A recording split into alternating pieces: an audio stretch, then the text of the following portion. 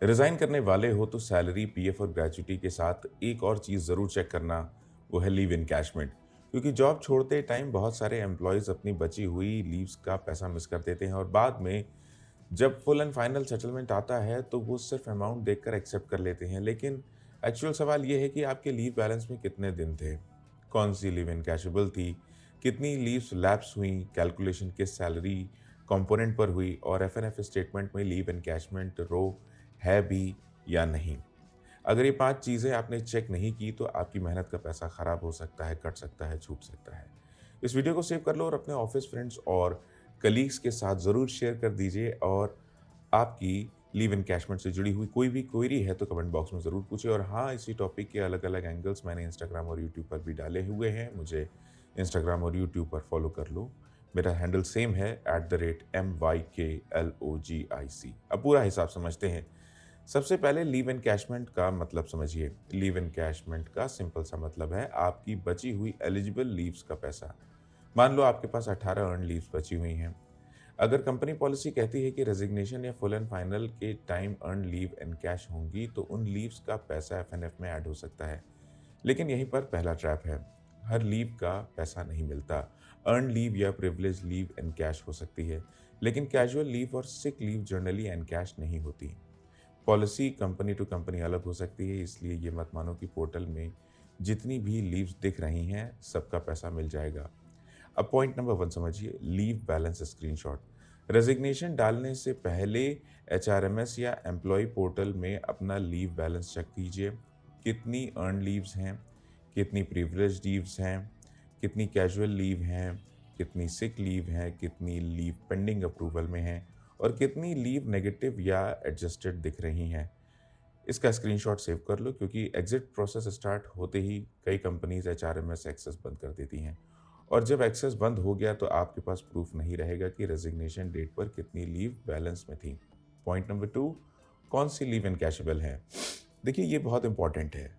Company policy में साफ लिखा होता है कि कौन सी लीव एनकैश होंगी।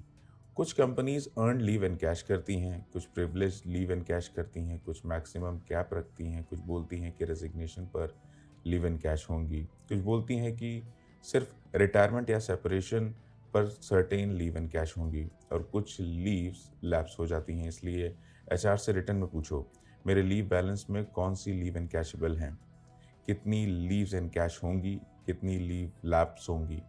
पॉइंट नंबर 3, कैलकुलेशन किस सैलरी पर होगी? ये सबसे बड़ा कंफ्यूजन है।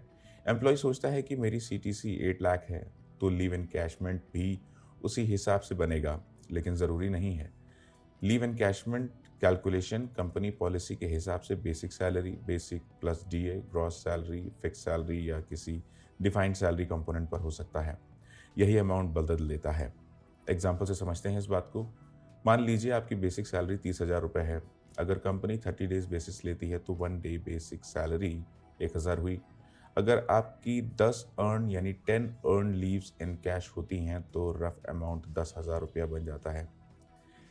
लेकिन अगर कंपनी ग्रॉस सैलरी 60,000 पर कैलकुलेट करे तो अमाउंट अलग होगा और अगर कंपनी पॉलिसी में कोई अलग फॉर्मूला यूज़ करे तो अमाउंट फिर अलग होगा।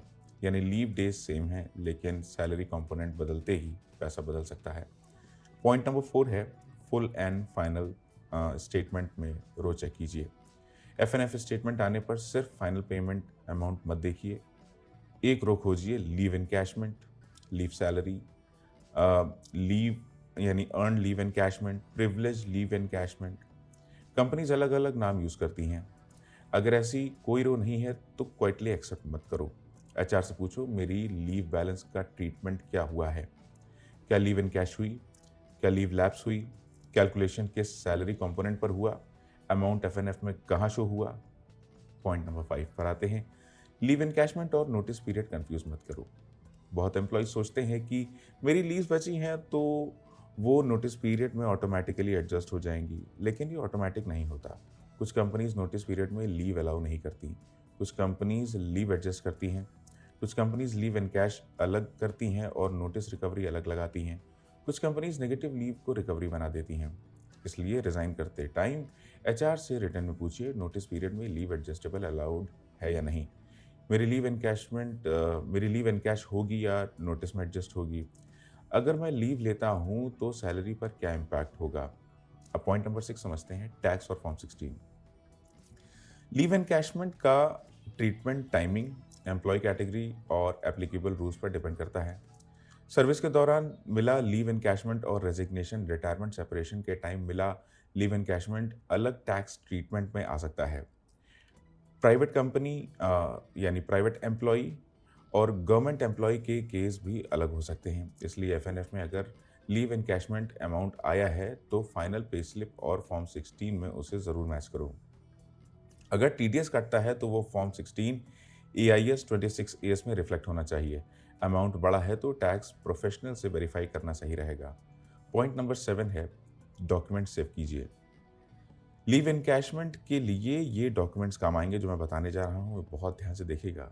Leave balance screenshot, company leave policy, resignation acceptance mail, last working day confirmation, FNF statement, final pay slip, TDS details, form 16, HR clarification mail.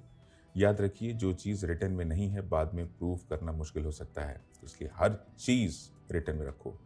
Point 8, HR को exact क्या मेल करना है। आप एचआर को एक सिंपल सा मेल भेज सकते हैं, ये मैं डिस्क्रिप्शन में भी लिख दूंगा। Please share my leave encashment breakup in writing, including leave balance as on my last working day, encashable leave types, number of days encashed, number of days lapsed, salary component used for calculation, 1 day leave value, total leave encashment amount, TDS if any, and where it is reflected in my full and final statement. ये mail professional भी है और clear भी है।